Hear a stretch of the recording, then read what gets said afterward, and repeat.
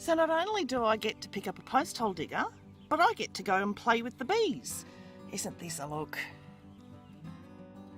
So I'm standing back here at the moment waiting for Lisa to smoke the bees. She'll explain a little bit further in about why they smoke the bees. And I'm only wearing a half suit. They're wearing full suits, which are actually much thicker, full face all the way down to the feet.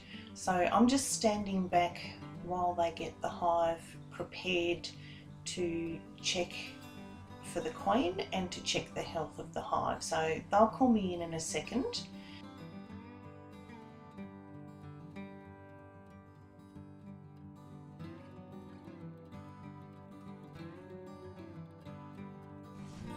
This is actually quite a treat. They've had bees for a number of years and I go up there quite often, and it's not very often at all that they're actually out there checking the bees while I'm there.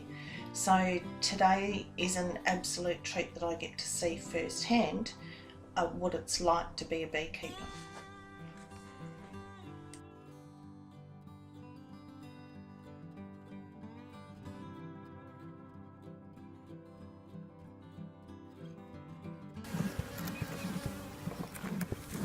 The reason why we're smoking is to quieten them down, and when you get smoke they go into protect the hive. Okay.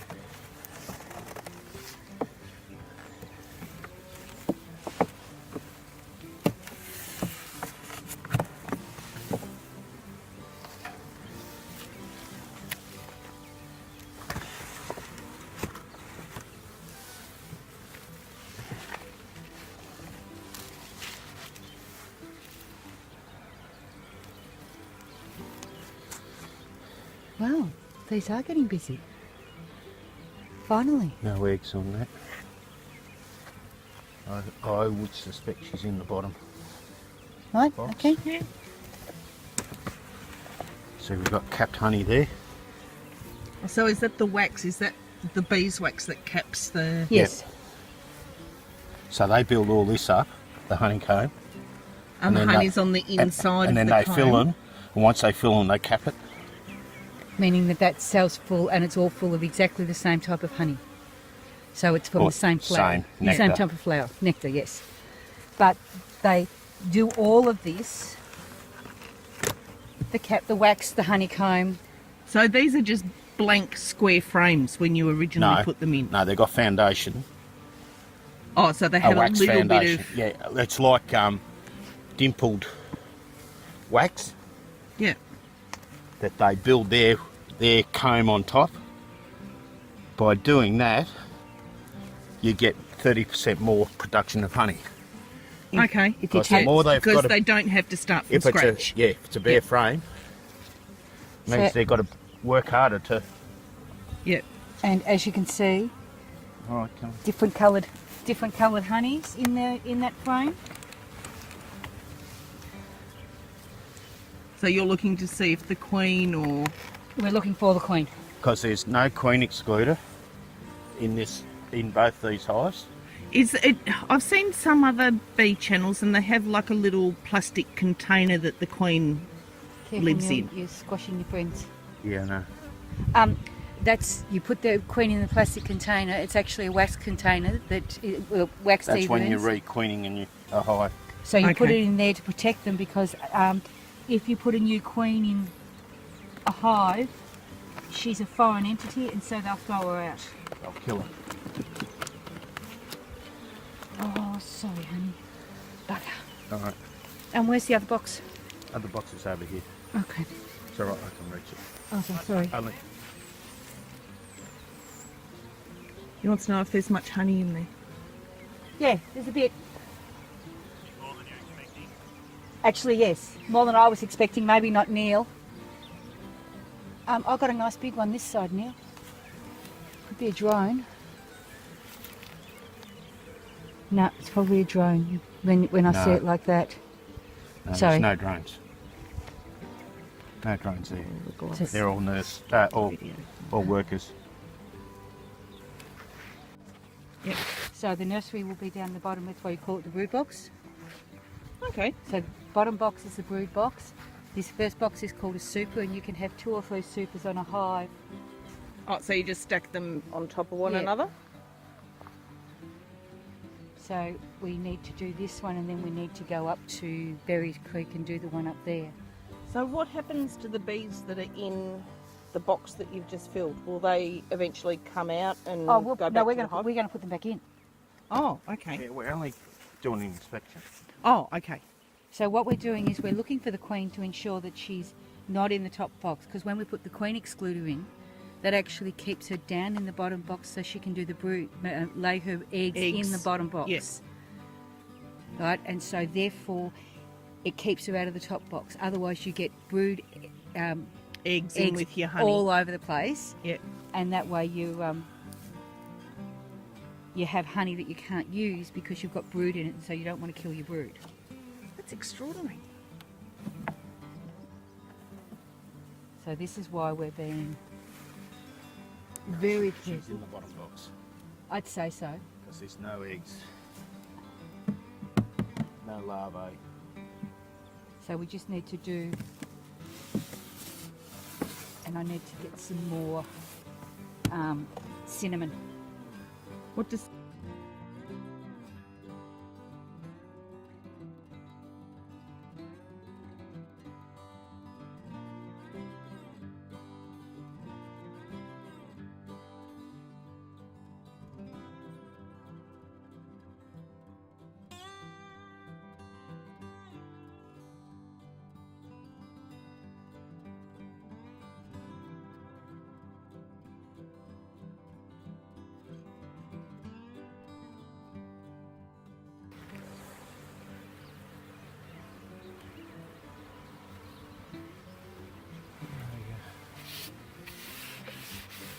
Come on, old girl.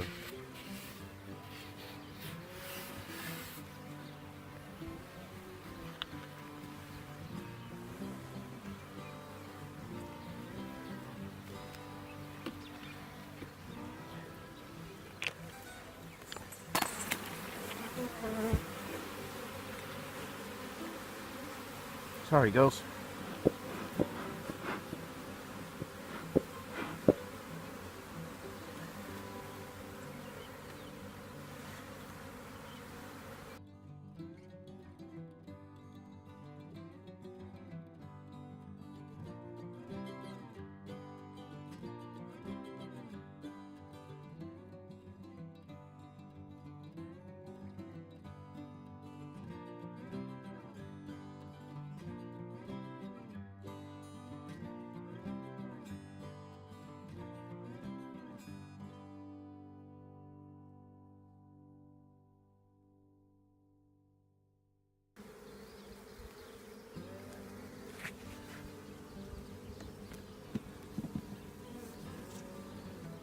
It's like looking for a needle in a haystack, isn't It is.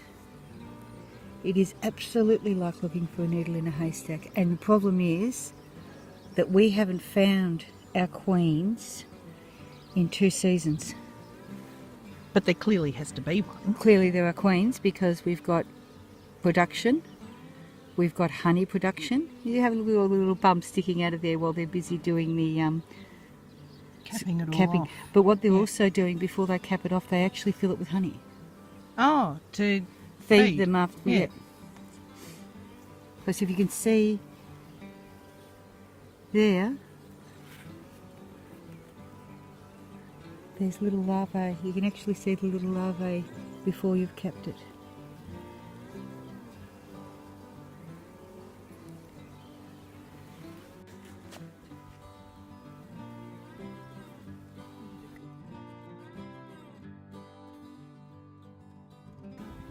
Well, there's one on my hand with pollen on her legs, and here's another one there.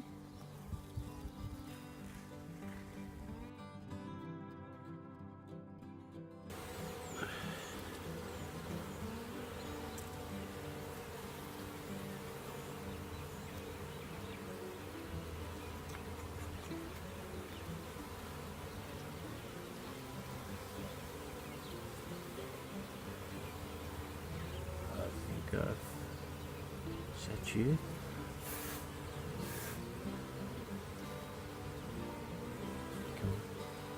picture coming into there.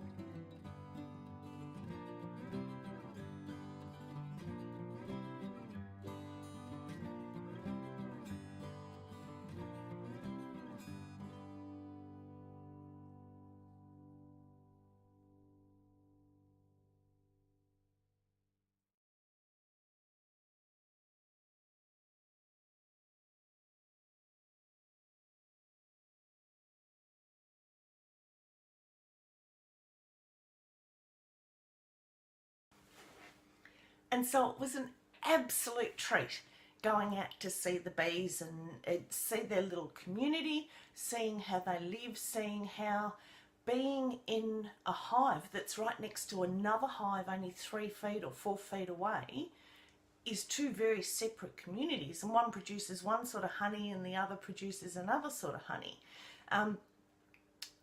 But what was more striking, I actually wanted to do a closure clip for this bee segment, and I looked for something to do with bees, and there are no bee books, there are no bee toys, there are no bee dress-ups.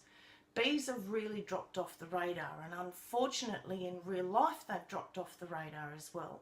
The more pesticides we use, the lack of flowering trees that we plant, means that our bee population is actually dwindling. We've had mass bee die-offs. Now, if we don't have bees, we actually don't have food, because bees are 99% of the reason that our food pollinates. And so we need to look after our bees.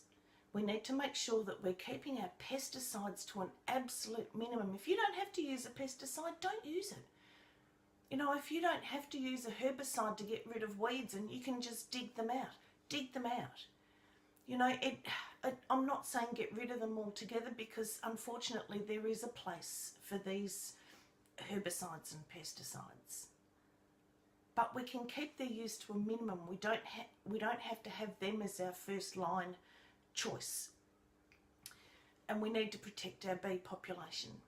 So this has been just another video, but one that was an absolute pleasure. It was a real treat. So thank you very much to Neil and Lisa, and please subscribe if you're enjoying the series. Thanks so much for watching.